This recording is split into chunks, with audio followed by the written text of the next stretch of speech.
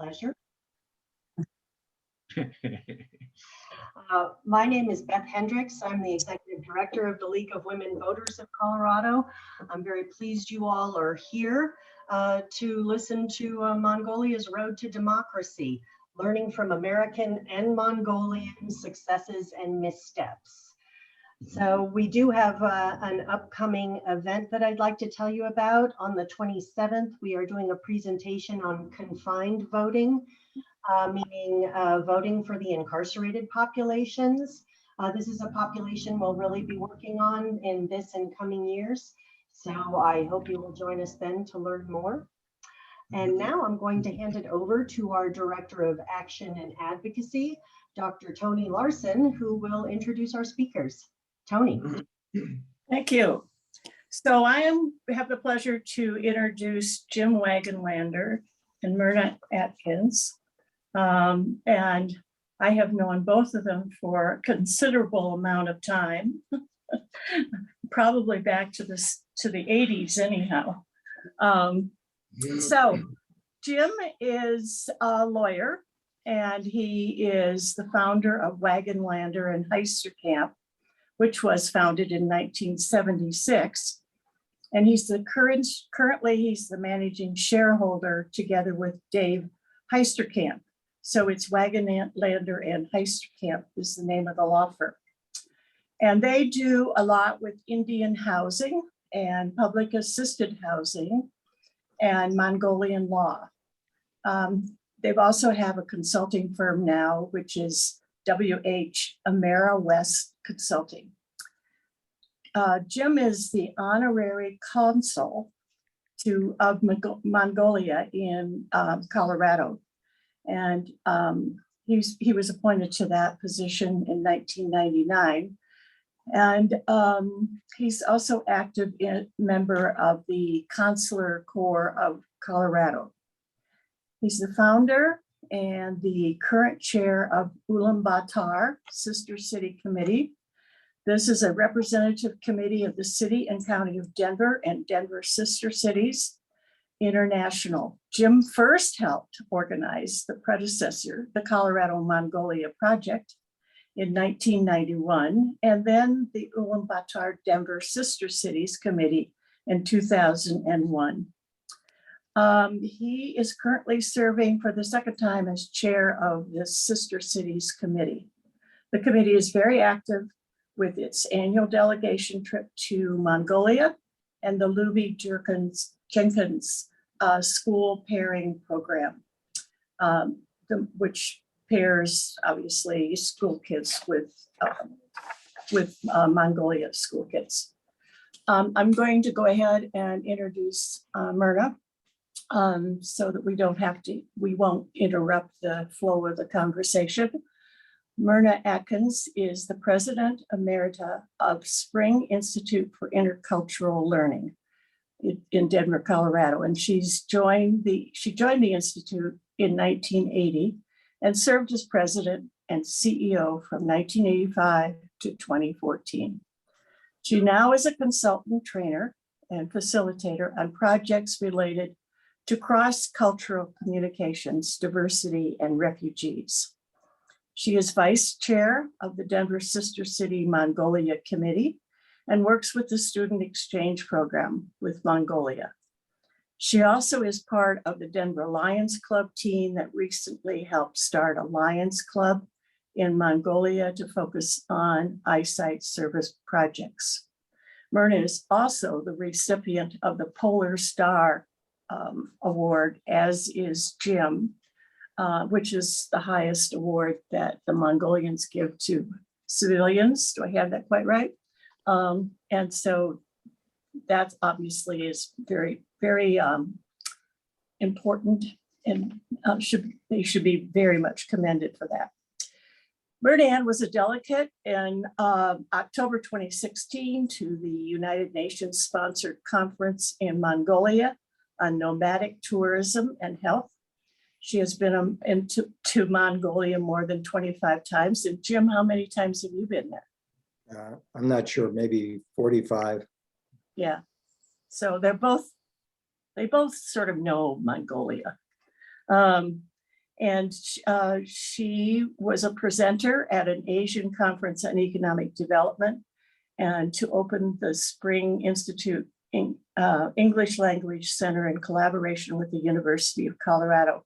And she's also worked with the University of Denver in having exchanges with people from Mongolia, which one of the big programs from my impression is that both these people have worked a lot with DU and trying to do exchange programs as well as other universities in the state of Colorado. So I could go on and on. Myrna also was a member of the Peace Corps in the Philippines, and she's done some training for the Peace Corps. She has a BA from Lewis and Clark College and an MA from the University of Michigan. And Jim has an undergraduate degree from University of Denver, and also a law degree from Case Western Reserve. So I'm going to turn it over. I think Jim probably is going to start off, and it's yours now. Well, thank you, Tony. Thanks everybody, Beth, for inviting us to participate in one of your calls. I see that a person very responsible for our firm, because she's the mother of my law partner, Bobby Heisterkamp, is also on the call. I could go through this list and say something about probably half of you that I've been engaged with before. Harriet Downer is on, who's a former chair of the Sister City Committee. Walt Jenkins is a third recipient here of the Polar Star. Many of you have had a long time involvement with Mongolia projects. And actually, I think it makes me a little nervous that we're going to be trying to introduce some issues and see how you all respond. What we're hoping to do today is to generate some information and some ideas, and then hope we can spend the second half of the call eliciting a discussion among all of us about these matters. And what we're talking about is the history of democracy in Mongolia. And we're following up our good friend Jargal Saihan, who gave a presentation before the recent presidential election back in June to the League. And we're going to wait till the very end to give the results of that election. But I have a hunch a number of you are quite well informed as to what occurred. So let's have some fun and have an interesting discussion. Helping me and Myrna with the PowerPoint is Jonathan Sosi from our firm. So Jonathan, if you could pull up the first slide. See, I'm still old and I call them slides. What we want to do is to talk about the history of democracy, and wanted to make mention that there are two chroniclers of that history, which are excellent sources of information. One is Babar, that many of us know, who has written extensively about democracy and its growth and development in Mongolia. Another is Anna Sana, who is the author of these three books. And he is currently living in Colorado and in Denver. And I recommend these books. For us dyslexics, they not only have great text, they have great pictures. And there are some amazing scenes of what has occurred in Mongolia over the last 30 years. There remains, and there has been for some time, a remarkable relationship between Mongolia and the United States. And a good portion of that is the relationship with us here in Colorado and Denver. Denver was probably the most welcoming of American cities when Mongolia was going through its transformation into a democracy back in beginning in 1990. And we have had hundreds of programs, and that's not an exaggeration, hundreds and hundreds of programs and projects and activities. And many of us on this call have very close relationships to many people in Mongolia, including many of the players in the transition into democracy. It's always interesting how to call that. Some people call it a revolution. Some people call it a nonviolent revolution. Some people call it a revolutionary transition. But it all began with some demonstrations that we're going to talk about in a second.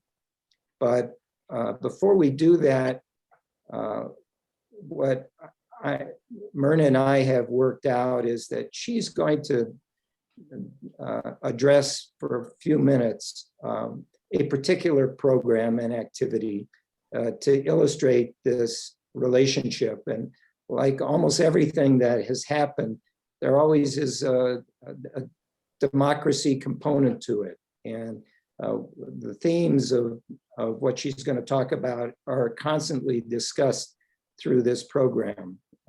So Myrna, Jonathan's going to put your slide on next. And if you could begin, I'd like to steal a little bit away from Tony and say there's some remarkable people that have been involved in Mongolia, but Myrna takes the cake. She's done amazing stuff and continues to do so. And I think you'll enjoy her discussion of the Luby Jenkins student exchange program. Thanks, Jim. Well, I will share my cake with the person that I have see on my screen walking down, I guess it's not a mountain, it's a hillside in Mongolia. In front of him are American exchange students from Colorado and Mongolian exchange students who will be coming to Colorado. This was taken, Walt, 2 years ago, I think. With the pandemic, I've lost track of time. But the Luby Jenkins Denver Sister Cities Exchange Program, to me, really epitomizes people working together, organizations working together, and bringing countries together, really in an effort to promote democracy and ambassadorship between countries. This particular slide you're looking at is a scavenger hunt. I had the pleasure of going on this scavenger hunt, and I just have to say one word about Walt, and he could be probably doing this better than I, but I went on one of the groups. He not only set it up in the morning, but he went on with all of the groups. But it was fascinating to see these exchange students working together to find the various things they had clues to. Some of them couldn't communicate very well with each other, but the communication and the working together and the learning really, for me, epitomizes what the Luby Jenkins Denver Sister Cities program is all about. It's a real asset for the education of young people. And if we're really talking about democracy in the long term, of course, we talk about the education of our youth. And because the Women Leagues of Voters is the sponsor of this seminar, I just have to be thinking about how important this educated youth is to be future voters and people that can work with this organization. So I would say that really education is the foundation of a democracy, and such cross-cultural learning opportunities as take place with this exchange program that has a very long history. between Colorado and Mongolia can really be key to an awareness of democracy and history, and be instrumental in helping young people as they become older people really be drivers in what's going to be coming. Because we all know an enlightened public is really essential to self-government. So do you have another slide there, Jonathan? So I'll just talk about these briefly. This is when the American students went to Mongolia, and they all had to give presentations. And they had to do with leadership and democracy. And in this particular picture from the last in-person exchange we've had, they were all sitting outside looking at this amazing Mongolian countryside with their traditional housing, the gers, as they listened to the presentations by the students. In this case, it was the American students. Do you have one or two more there, Jonathan? This is a picture of our last student exchange. When we, traditionally, we have always visited the mayor's office. The mayor from Ulaanbaatar and from Denver were instrumental in making this exchange program, this relationship with Denver possible. And it was Mayor Webb, right, Jim, who actually signed the Sister Cities Agreement. Am I right about that? That's correct. In 2001. And in Ulaanbaatar, it was at the time, it was Mayor Noransasralt who went on to become the prime minister. Unfortunately, he was tragically killed in an automobile accident prematurely. But I will just comment that his son, Soyumbo, who counts, it's ironic, I probably shouldn't say it this way, but he counts Jim as his father, one of his fathers, and me as one of his mothers. He also includes Marilee in that. But he's a remarkable young man. And George, I am driven to talk about the service clubs and Harriet here, because when these students came, we had a presentation on service clubs, which is very unusual. I mean, most of the young people that come, they had never heard of Rotary or Lions or Kiwanis or other service clubs, but Harriet and George and people from Rotary and people from the Denver Lions Club presented about service clubs.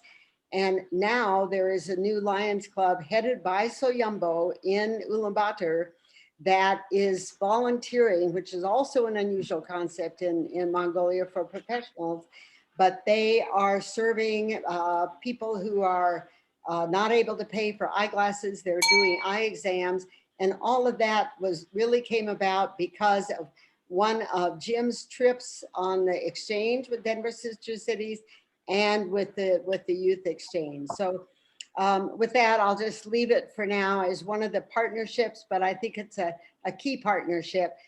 Personally, I'm from Idaho originally. When I went to undergraduate school and then went on a student exchange, I had been nowhere. I knew nothing outside of the United States. And from that vantage point, I learned about my own country, my own government, and I haven't been home since. So I think it's just an example, this Luby Jenkins exchange program, of how important a partnership and this kind of education can be for young people and the future of our democracy. And in case you hadn't picked it up, the Jenkins part of Luby Jenkins is Walt, who is on this call. Thank you, Myrna. By the way, you have one more slide. Okay, let's see what yeah. So I love this one, and I bet Walt does too, but every exchange, the students actually work together. Working together is pretty important for a democracy, right?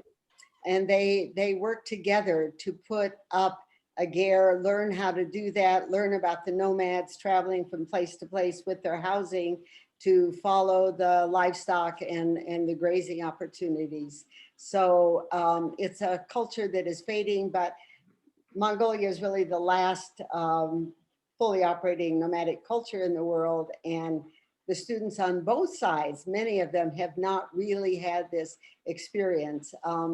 in this picture is actually a teacher from North High School. Yep, I see him. On that year. Mhm.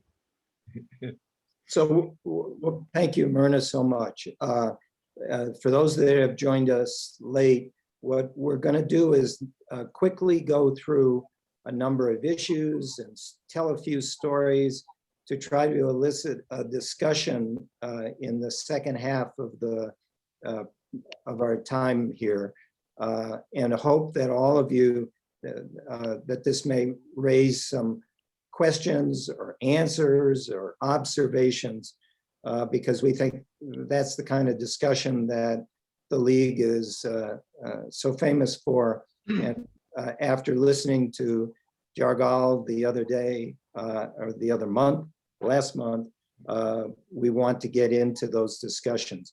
We'll go quickly to the key periods of Mongolia political history. We'll quickly go past that interim slide. And let me just say that what I wanted to do was to try to put things in very quickly into context. There are some people on this call that are not Mongophiles, don't know the long history of Mongolia, but let me just mention, here is a short outline. There have been 4 very significant periods. One was, of course, Genghis Khan and his great empire, and that goes back 800 years. The largest empire, land empire the world has ever seen. An extraordinary piece of history for the world, and of course for Mongolia. Included in that empire was when his grandson Kublai Khan completed the complete conquering of all of China and began the Yuan dynasty in China. And so that continued until 1368, when the dynasty fell. Mongolians left to go back to Mongolia and to keep some of the northern areas of Manchuria, but Mongolians ceased ruling China at that time. Then there was a period of importance with Buddhism and what I describe as Mongolian nobility. But the second great period was of importance was in the 18th and 19th century. And that was when the Manchus, who were conquering not just parts of China, but all of China. And they became part of China, but they had, during that period of time, a huge influence and domination over Mongolia. That lasted, of course, until the collapse of the Qing dynasty, which was the Manchu dynasty, in 1913. And that at that point, China lost control over Outer Mongolia. And if you notice, we didn't capitalize outer. Mongolians don't appropriately think of this as the official title of Mongolia, but Outer Mongolia does represent what is Mongolia today. The area that is Inner Mongolia had been so dominated by China during the Qing dynasty that it was never to return to an independent state and was completely absorbed by China. Of great modern importance is that Mongolia became the second communist country in the world, established in 1921, with great influence by the Soviet Russians. And they were then not just dominated by communism, but with Russian influence and control indirectly and sometimes directly over Mongolia. And the fourth important period began, which is what we're going to be discussing today, was in 1990, when through mass demonstrations generated by youth, Mongolia went through a revolutionary process of casting off traditional communism, Soviet communism, and transitioned quickly into a democracy and a free market economy. It ended the direct control and influence that the Soviet Union had over Mongolia. And what is important there to understand is that Mongolia became one of the few Western democracies in Asia, and they are still today that Western democracy. Some refer to it as a liberal democracy, but it is a beacon, to use a corny phrase, but an appropriate one. And because of its location, it is this is important not just to Mongolia and Mongolians, but to the rest of the world as well. So let's take a second and look at the next slide. And what it's representing is that tumultuous change that occurred in the fall of 1989 and the winter and spring of 1990. It is when young leaders rose up and challenged the Chinese, the communist control over Mongolia. There were no other parties. It functioned as other Soviet-style communist states. It was a very, very similar to what existed in Eastern Europe that began after World War II. There were some remarkable occurrences that occurred at that time. This is one of the great leaders of that revolution, and it's Zorig, who we're going to talk about in a moment. But there were others, including Amr Sana, the historian that I mentioned, Elbig Dorj, the twice prime minister and two-time president of Mongolia. I think we can make some comparisons to Tiananmen Square and illustrate that the outcome of these demonstrations were different, and it's probably because of who Mongolians are. If we can go to the next slide. This is an example of it. Of course, as a communist state using the Soviet system, the general secretary of the Politburo, in fact, was the leader of the country, not the prime minister or the president. And it was Batmuk. And as he looked down onto the squares where these demonstrations were occurring in Mongolia, with Mongolian troops surrounding the Sukbatur Square, he was confronted with the same thing that the Chinese confronted a year earlier at Tiananmen Square. And he made the determination that he would not use force against his own people. And he and the entire Politburo stepped down, resigned, pressured by these demonstrations and the young leadership. And there was then a period of several months where negotiations and continued demonstrations occurred until finally it was agreed that Mongolia would transition into a free market economy and would have multiple parties. What those who are not familiar with Mongolia may not understand is that the Communist Party continued to compete in those parliamentary and presidential elections, and sometimes won. But it was a multi-party system, and over time, that Communist Party, which was known as the Mongolia People's Revolutionary Party, transitioned into the Mongolian People's Party and abandoned all the principles of Marxist communism. The next slide is sort of an introduction to a couple of these leaders.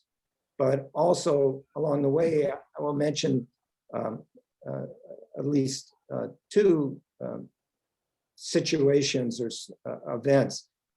Zorg was was probably the single most important leader in the revolution.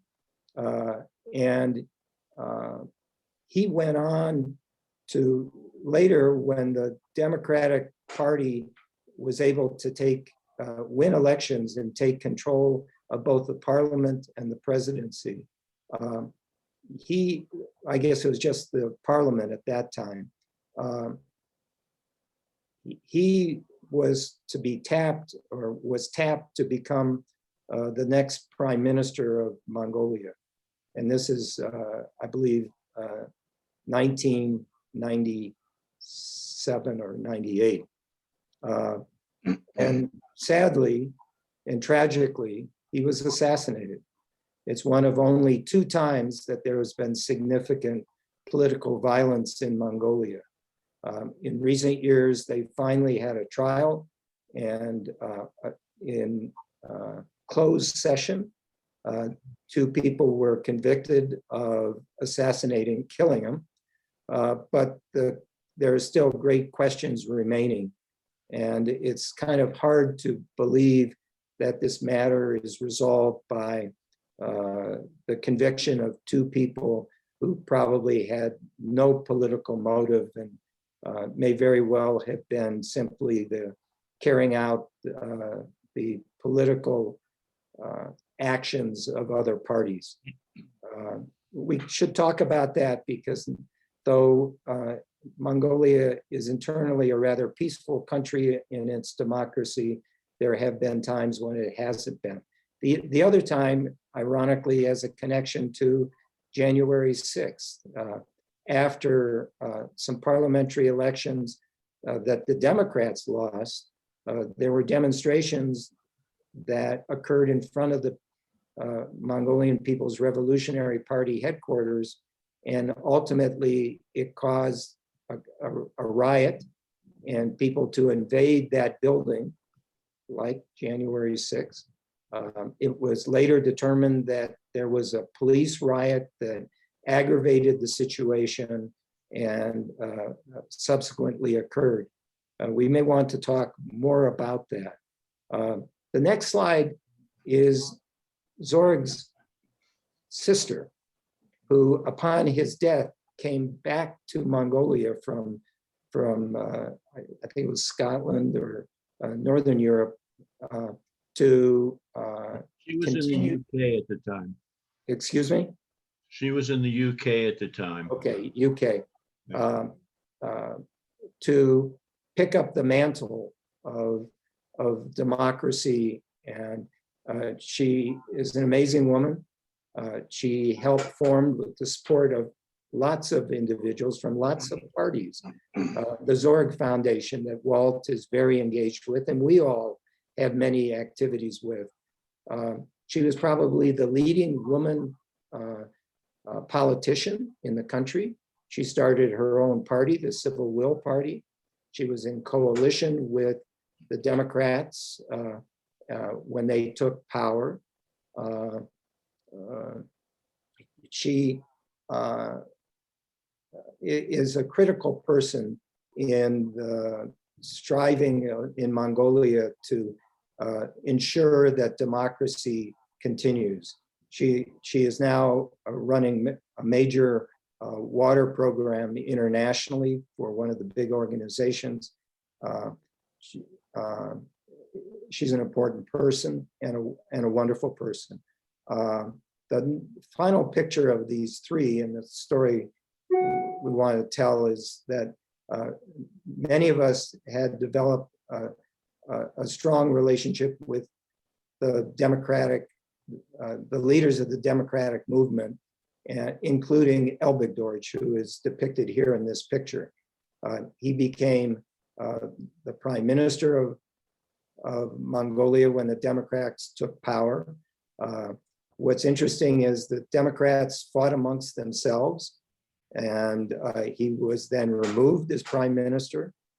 Others, including Naran Satsaralt and the attempt to put Zorg in, all occurred around this time. Elbigdorch went on to become prime minister a second time. He studied here in Colorado at the Economic Institute up in Boulder, and went on to study at Harvard, and later became a two-term president of Mongolia. A leader not only of modern Mongolia, but one of the 11 or 12 leaders of the revolution back in 1990. So maybe that will elicit some further discussions in a few minutes. Let me see if anybody knows this person that we're now going to show, and if people understand what the connection is. That's I think we're a pretty old crowd here. I'm not to dismiss the younger people who are in attendance, but that's Newt Gingrich, and he ran on a platform, and the Republicans to take back Congress called the Contract with America. Well, that contract, that principle was carried out in Mongolia later, known as the Contract with Mongolia. And it was promoted by IRI, the Independent Republican Institute.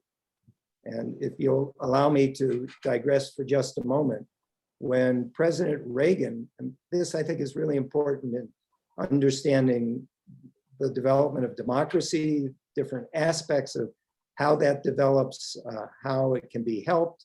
But when Ronald Reagan was first inaugurated, he called for an endowment for democracy in the United States. In the next year, through a bipartisan effort, the National Endowment for Democracy was created and funded. And at that time, both the Republicans and the Democrats established nonprofits to carry out those roles. And the Independent Republican Institute did it for the Republican Party, and the National, I believe it's the National Democratic Institute did it for the Democrats. And each of them have worked in over 130 countries around the world in promoting and teaching democracy. But you can see it wasn't just by happenstance that democracy happened, and sometimes it was manipulation, sometimes it was good intention, sometimes it was partisan. The Democrat and the Republican groups sort of divided up the country. And the story I've always heard in Mongolia was the Republicans raised their hand and said they would take Mongolia.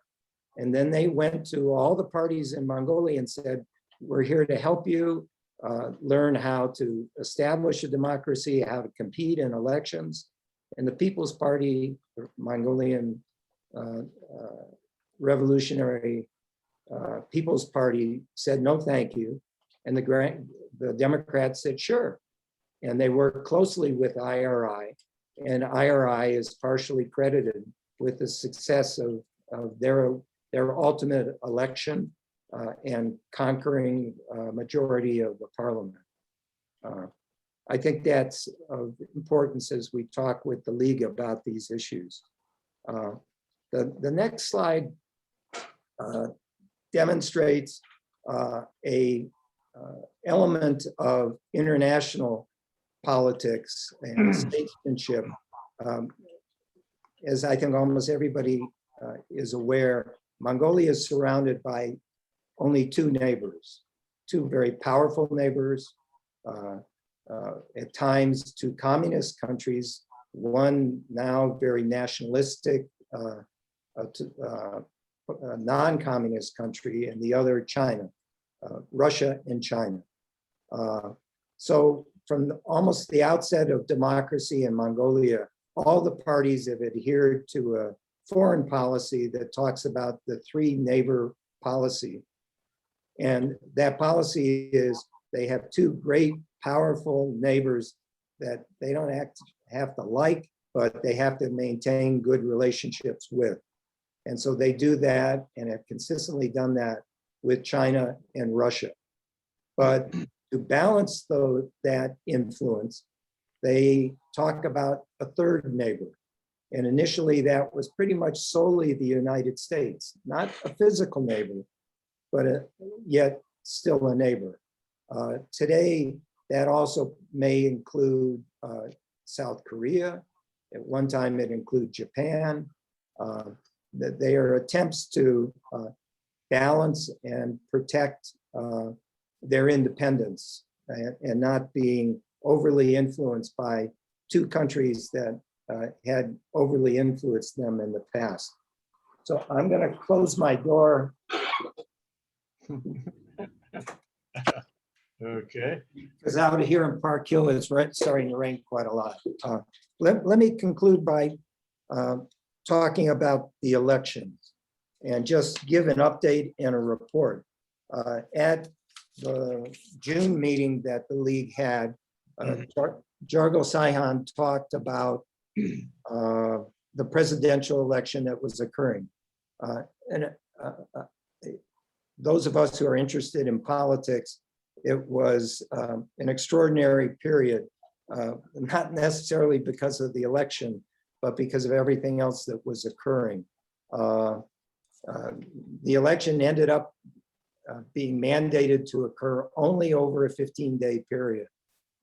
And in the end, there were three candidates, the People's Party candidate, who you see here, who you can tell won the election, the Democratic Party, which Erdogan was the candidate for, and then there was a new party with some success, and that was the Labor Party with Enkbat.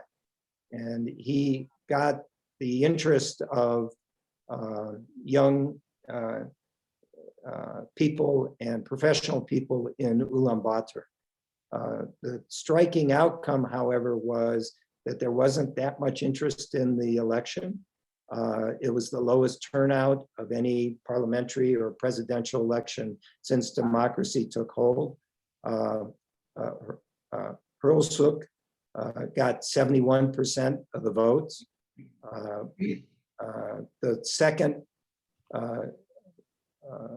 vote getter was not Erdogan and the Democrats, but surprisingly was Enkbat and the Labor Party, which got 20% of the vote. And then there was Erdogan, who got 6%. Now, it probably didn't help the Mongolian, didn't help the Democratic Party that their president, the sitting president at the time, was Batulga. And he was one faction of the Democratic Party in fight, and they were still fighting with another faction of the Democratic Party. And in fact, they changed the Constitution a couple years ago and went from a two-term, 4-year presidency to a one-term, 6-year presidency.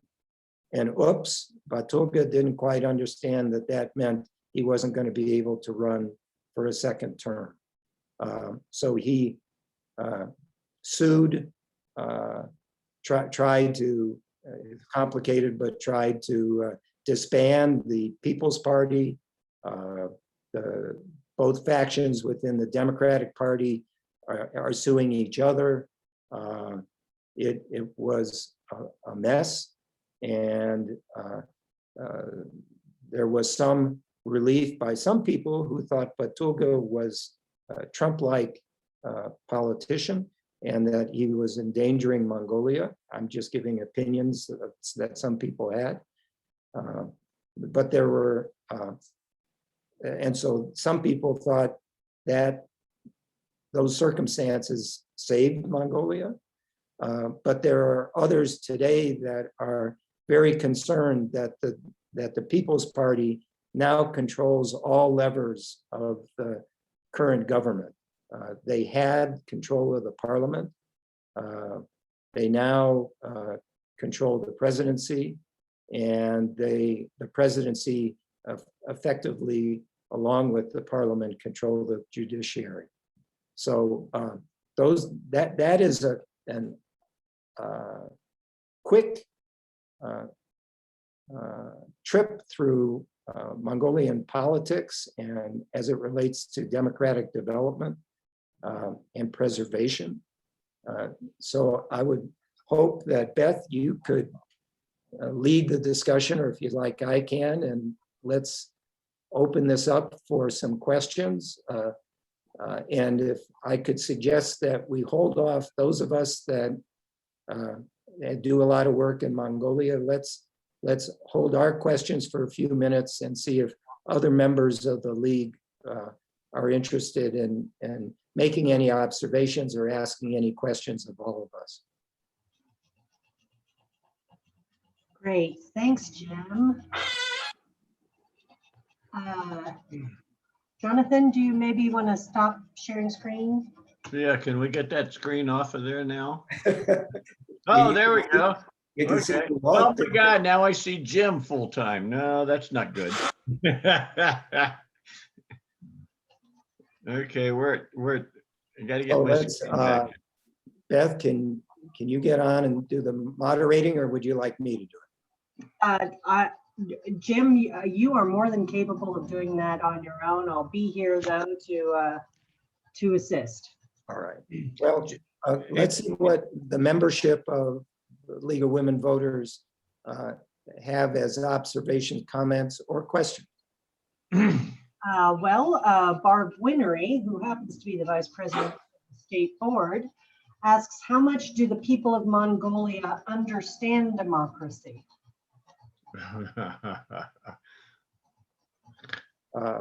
That's a big question.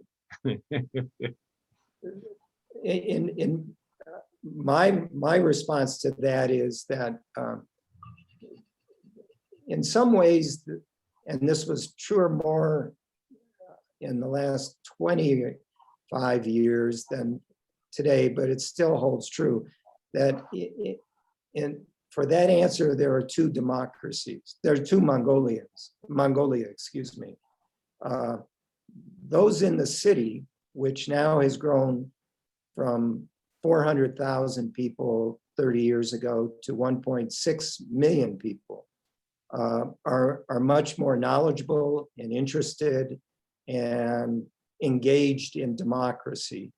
And I believe probably are more supportive of it. Those in the rural areas are more traditional, and tradition for Mongolia for 70 years was communism. And so I think that explains why candidates that are more democratically oriented tend to get more votes out of the urban area of Ulaanbaatar. And so maybe people in the countryside aren't quite as knowledgeable as those in the urban areas. I'm curious what other people think. How do you compare that to Colorado, Jim? I think it compares perfectly. There's Jerome. Yeah, Hey, I have been Jerome. listening since it began. Glad you have it here. Do you have a thought about that? Oh, well, I come from Bulbert country. My ancestors were ranchers over there, and there's tremendous ignorance and little desire to learn or participate or whatever. So I think that's probably very comparable. Could I just make a comment too? I haven't traveled to Mongolia, but I have traveled to the stands. And in that case, there are people that like to hang on to the communistic state primarily because it provided them security, and it was mostly the older generation. So, I mean, that was the reason why they had difficulty transitioning, besides the education and whether or not they understood the concept.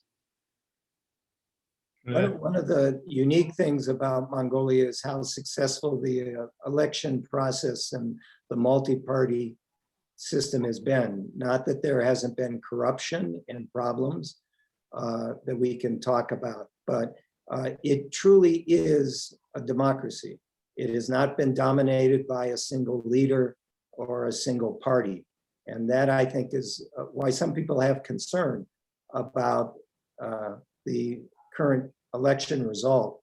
Will there be a danger that a party could be tempted to become more totalitarian?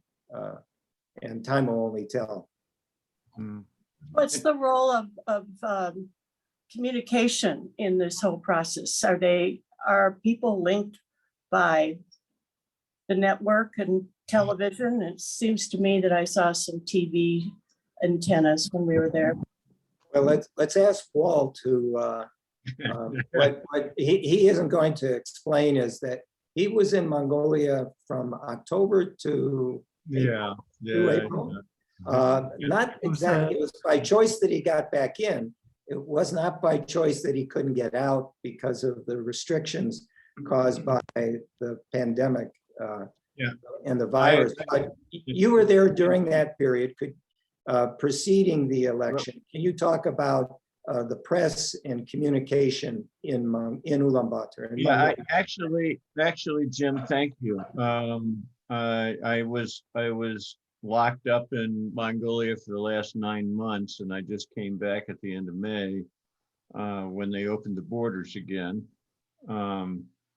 My major concern right now with the election process is around what at Zork Foundation, we had money actually donated from the Asia Foundation, a couple other NGOs, to try to help get young people to get involved with this last election for the president. And what happened was that we started getting people from the former, what I like to call the KGB, the part of the country that feels that the young people are not interested in supporting new organizations there and new parties. And these were people that wanted to support the MPP and make sure they won the election. And that was kind of scary for me. It made me feel very uncomfortable. I'm still trying to have to deal with that. We had a lot of volunteers at Zork Foundation when I was there before I left at the end of May, that were very involved with trying to just contact young people and talk to them about the issues and talk to them about the importance of voting. And this was something, that we hadn't seen before. And that's really disappointing. But we'll just have to see what happens when we go forward. I'm looking forward to trying to get back. I've only been here a couple of months back in Denver. I've got tickets to fly back at the end of August, and I hope I can get my program started at Zorg Foundation and my other organizations. But when I'm away from there, I get kind of concerned. Things are changing right now, but I still have a lot of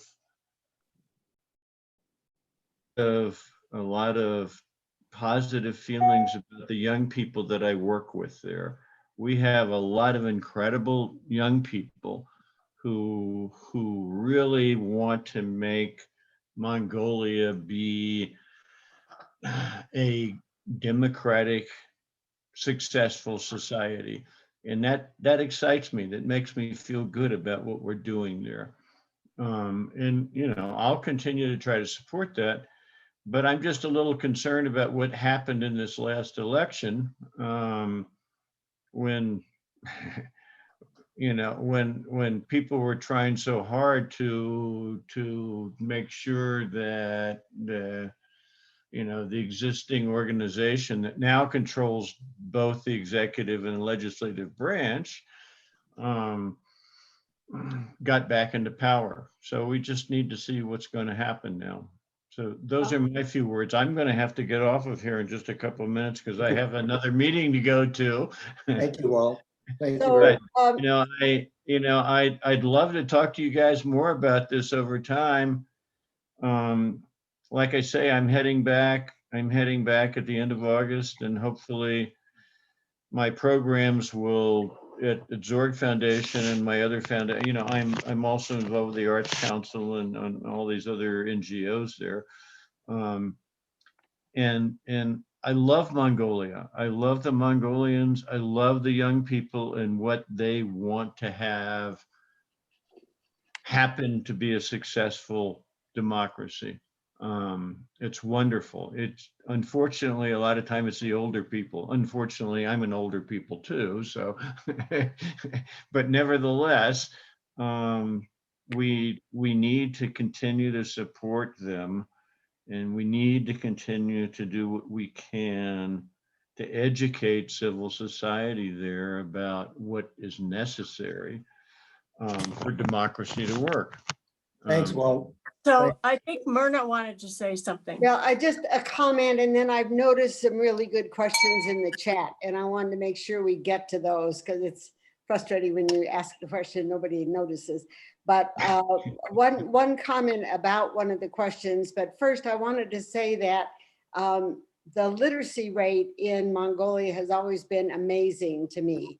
So when I first went in 1996, I actually was the only woman, to the second question, at an economic development conference of the ASEAN nations in Mongolia. I was shocked my proposal was accepted, even though I was invited to give a proposal, but I don't think they knew it was going to be on the role of culture in economic development.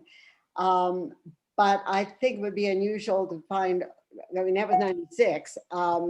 And I think it'd be unusual now to only have one woman at a conference.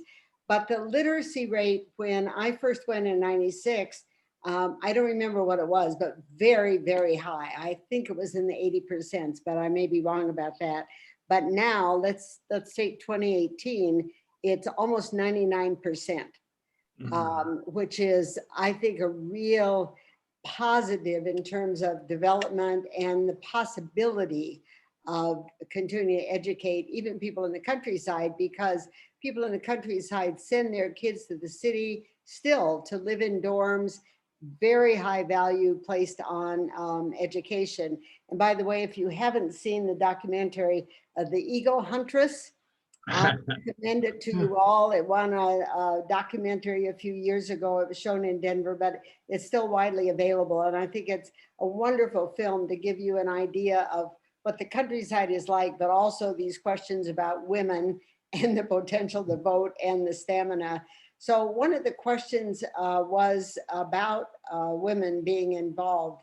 What is the voting turnout of all eligible voters? And it's been very high. I don't know what it was. I mean, it's been like 80, 90%, which I never can believe given our own voting turnout. But it was in the, what was it, this 60% or something this year? It was much lower. But the question about women involvement, I want to just comment on very briefly. There are women involved, there are women in parliament, but obviously, I mean, not obviously, I guess, but I can tell where that's coming from. Very underrepresented, but there have been demonstrations. There's been a lot of push in Mongolia, and we can get that statistic to you about the number in parliament and that kind of thing. But women are not wilting flowers at all in Mongolia. And I think you're going to see a lot more of that. There's been a lot of push to get more women in leadership positions. Did they play a role in the revolution? They didn't, well, they were not among the revolutionaries. Isn't that right, Jim? That's correct. Yeah.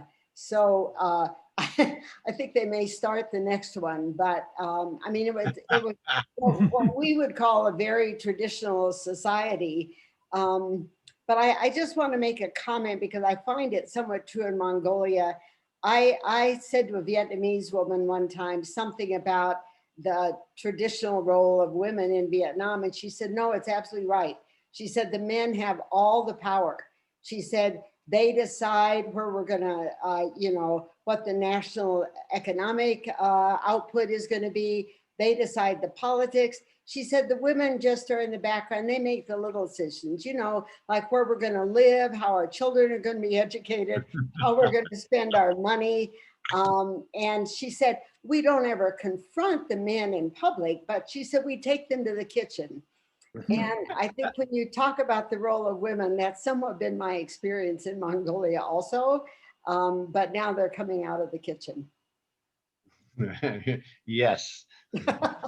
Can you talk about the role that mining companies play? Do they exert any influence on democracy and democratic reforms similar to the fossil fuel industry here? Wow, that's a really good question. Big question. I think there are two critical influences right now.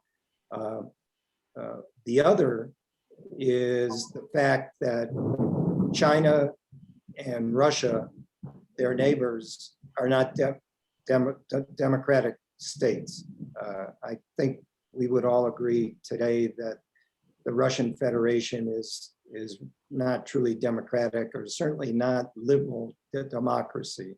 And of course, China is not. It is a conventional one-party Marxist country. But the other huge factor is the mining industry and what mining means to Mongolia. Their wealth is primarily from their natural resources. And the Oyu Tolgoi mine, which is now primarily owned and operated by Rio Tinto, is the largest generator of wealth and income in the country. And it is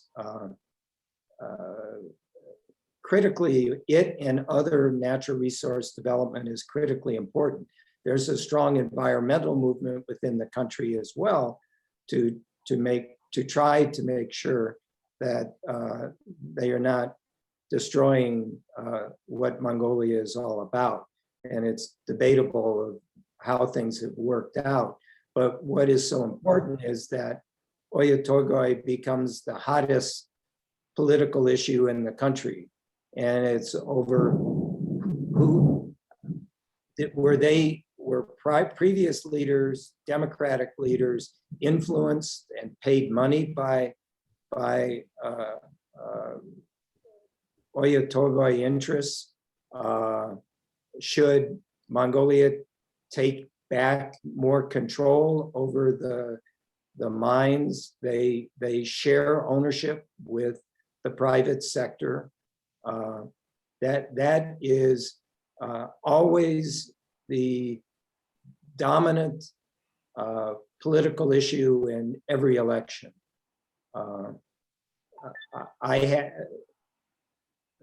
And that has discredited democratic leaders in the past, either correctly or incorrectly, falsely or true. Many of the generation that led the democratic revolution are burdened with a popular belief that they were paid off. Most of us think that in general that did not happen as observers, but maybe that's because we're friends with those people.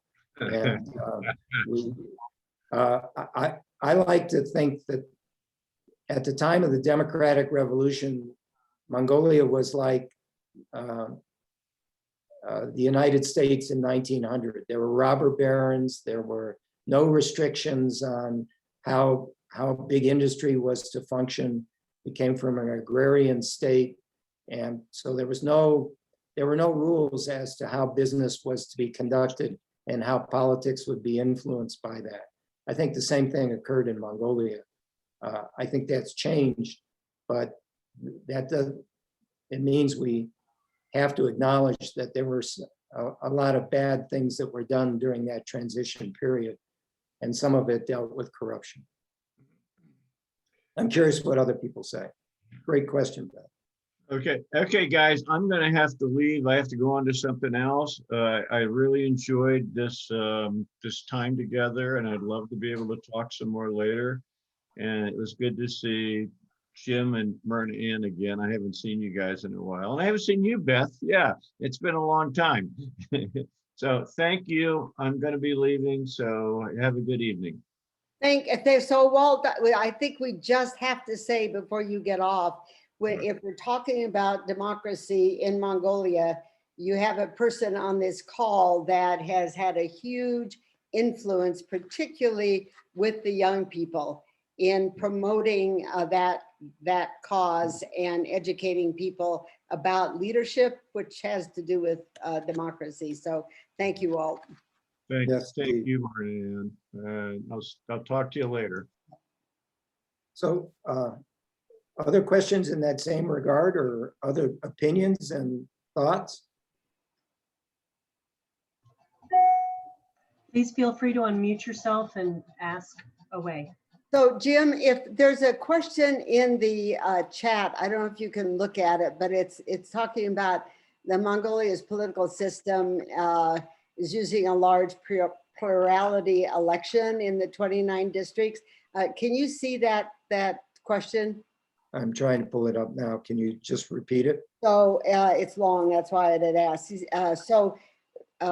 She is asking if in fact that's true, that they use an at-large plurality system, and noticing that that system has been repeatedly found illegal in the US courts for violation of Voting Rights Act of '65. She's got the quote for the decision, and it's the example of how at-large plurality discriminates against and excludes minorities. In Mongolia's case, this may be ideological, religious, or ethnic minorities. Why wasn't proportional representation implemented like nearly every other new democracy? How did this perverse distortion of representative democracy come to be implemented? And while you're thinking, Jim, I just want to make a comment that we didn't talk about racism, discrimination, any of that, because I mean, we are actually already over time. But in the recent exchange that we had virtually with the students, there was a very frank discussion about that. And my experience in Mongolia over time is, if you ask Mongolians if there is or was discrimination or racism in Mongolia, most people, and I don't know how you define most, but they would say no. But I've experienced that in many other Asian countries also. If you start asking specifically about groups, as the students were willing to do, which I found very encouraging, you will find it is a bit of a different story.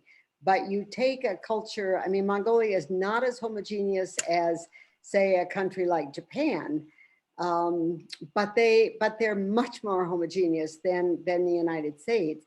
And a person who was planning on being on the call but was not able to is a Kazakh. And there was a lot of discussion about that essentially minority group in Mongolia, where, I mean, from my eyes, there is discrimination. And we also went ahead to discuss gender discrimination. So those discussions, I would say, in Mongolia are behind the ones in the United States.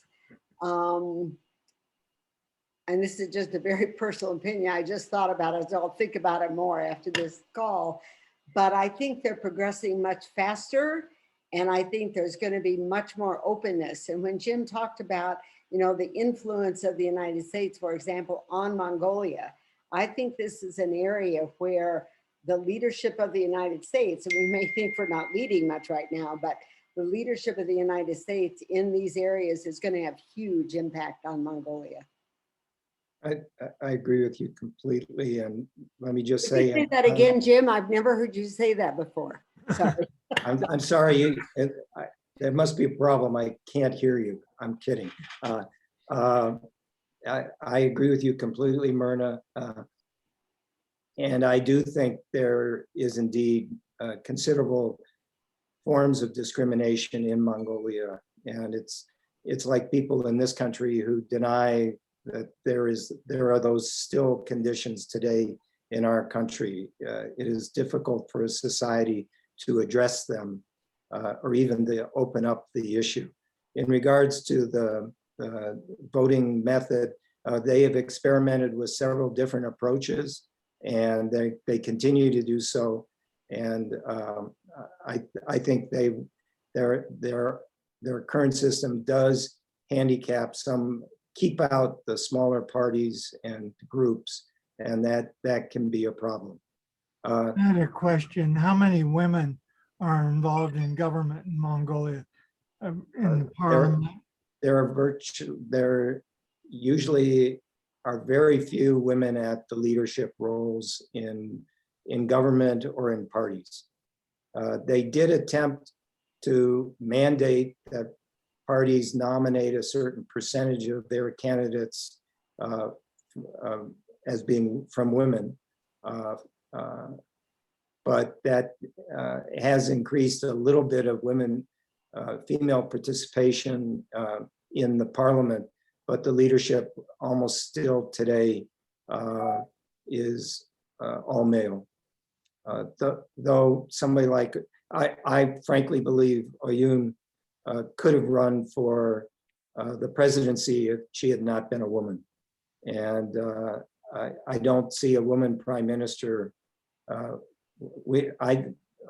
throw my neck out here. I think we'll have a woman president before Mongolia has a female prime minister or president. We only got 5 more minutes. I'm being called to dinner. And you guys, maybe if you want to keep going, Beth, that would be fine. You don't need me, but I have a 47-year relationship I want to save, so.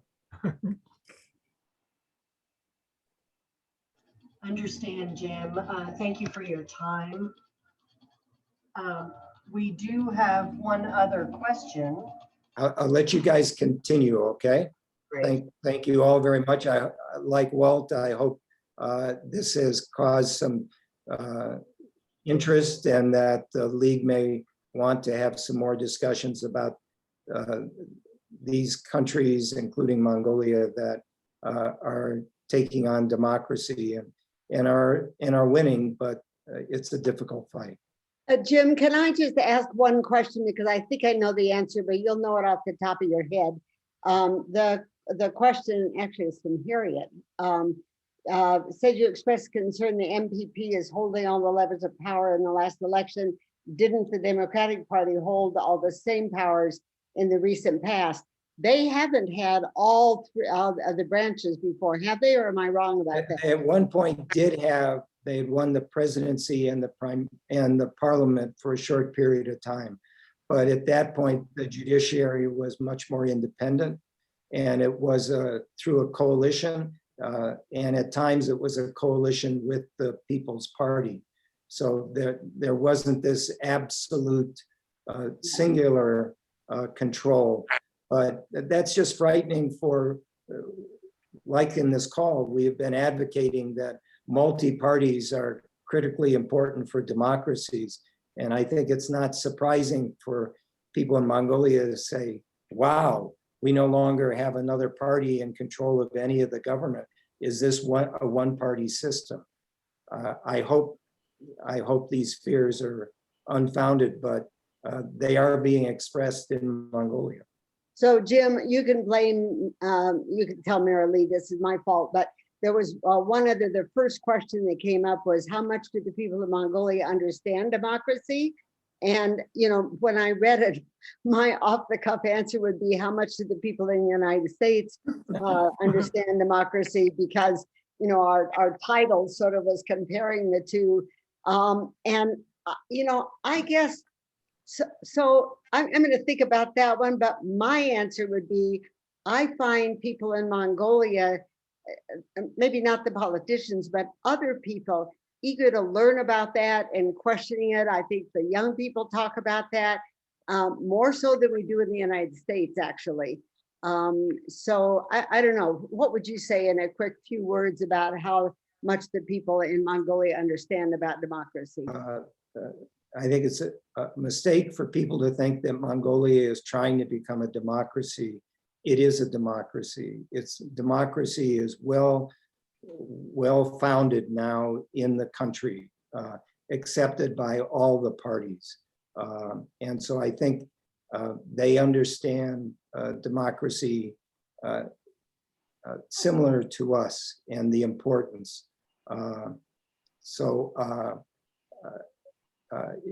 Just like in our country, there are needs like now to discuss the importance of rule of law and conforming to election results and things of that sort, not to get too political. I think we're experiencing much of what Mongolia experiences, and I don't think we're any more informed about democracy than Mongolians are. It may just be a part of democracy that this kind of pattern continues wherever it gets installed. And it's something you just deal with as being in a democratic country. I think it's just great that democracy is discussed and talked about. And the thing that disturbs me more about this election than the single party is that there is a dying interest in elections. This is the lowest turnout. Not surprisingly, their first election had 98% participation. 98%. Now people are giving up because of some of the failings of their leadership, and that is, I think, a greater danger than worrying about a single party. Well, and thank you very much. You better go before dinner's cold. You guys continue. And other consequences. Thanks, everybody. Thank you. Anything else people want to ask her? Myrna's here. She knows as much, almost as much, whatever. Yeah, I wouldn't say that. My view is different, although it's one of the great things about the partnerships and working in Mongolia. I think Harriet's still on. She was very active in the beginning when we took the students to the Navajo Nation in Arizona, and we could talk about the history of Mongolia and the connections, and talk about the land bridge and the connection with Native Americans. What do I want to say? The affinity for Americans who I think go to Mongolia is very deeply rooted in some of our own native indigenous populations. I've had so many people say to me, well, what's the big deal about Mongolia? And it's very hard to say, although my financial manager at the Institute, one time when I came back, she said, why do you always look so much better after you've been to Mongolia? Part of it, I wasn't here running a nonprofit, but there is something about the people, and apart from politics, I think that is the engaging thing. It's the land. We took one young woman from Ecuador on our eyesight project a few years ago, and she said, but Myrna, what's this big deal? I mean, you've been so many times. What am I going to see when I go to Mongolia? And I said, nothing. And she said, pardon me? And I said, you're going to see nothing when you're having the best time. And so she loves that phrase now. When she would come out of the Gare in the morning and look across the Gobi, I see George smiling. He loves the nothing when he's up, fishing. And So there is something about the connection to the land, which many of the indigenous people, you know, in the United States still feel, but that affinity, I think, for people, the culture is very different. And of course, my bias is that democracy and communication and education is all rooted in culture, and they're very different cultures. So, I mean, I think you have to study and learn, and you can be blindsided by, well, I'll just one self-disclosure and one other quick story, and then I think you probably want to wind up. But I, as Tony said, was in the Peace Corps in the Philippines. My first exchange program was with Japan. I had been no place. I had been as far east as Salt Lake. Remember, I was born in Idaho, and as far west as Portland when I went to live with a family in Japan as part of an exchange. And, you know, that's the first time I really looked at my own country. I mean, that's where I got educated. My letters really worried my mother. And I don't know if it's appropriate to share this, but the day I came home, she pulled me into the little bathroom by the back door and said, Myrna Ann, for Barry Goldwater. And I didn't get it at the time. I couldn't understand her comment, and, you know, we didn't talk about things, but she'd read my letters about what I was learning about culture. I said nothing about politics, although I was studying the Socialist Party, but, you know, it's just very eye-opening. The other thing, can I tell a little story about Beth, Tony? Sure. I just think it's so illuminating about your leadership. So it's a long story, but the very short version is, after a conversation I had on my deck one Saturday about a trip that I was going to take, and you mentioned it earlier, Tony, to be a representative at a UN health conference, health and tourism. And the man I was talking to in Washington, D.C., who I'd never met, said, well, is there somebody you'd like to bring with you? We have an open slot. And I said, but we're traveling in 2 days. I mean, 2 days from the day we were talking. And he said, well, you know, you can get a ticket. I can help you if you can bring somebody else. So I mentioned it to Jim and said, I want to invite Beth to go because I was taking his place. And I've never had such an amazing conversation. I called her on a Saturday, got her on the phone. I said, Beth, is there any way you would think about going to Mongolia in 2 days? I mean, I almost didn't call. What an absurd question. And I mean, she didn't even hesitate. She said, well, I think I can arrange that. So I just think and she did, and we did. And she was an amazing representative. So I just thought it was one thing I could share.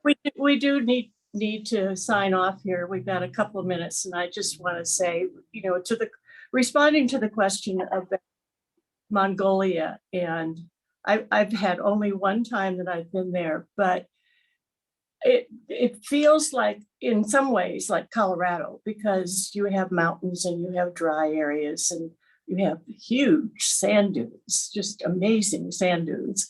And with Jim leading the trips, there's a surprise around every corner. And, you know, we were out and we were told that where we were was where the first dinosaur egg was discovered. And then we kept walking and we came around a corner, and our dinner had been arranged out here in the wilderness. And they had young people, musicians, there to entertain us. And so there we sat in the pretty much desert area with some rock formations having dinner. And, you know, there's lots of wonderful things like that happen. So if you ever get a chance to go to Mongolia, I think probably a lot of people here have been, but so I guess that has to be pretty much the end of it. Since it's 7 o'clock, or almost 7 o'clock. But I really appreciate you all coming, and I hope it's whet your appetite for more information and going on a trip. Thank you. Thank you for having us. Thank you all. Good night.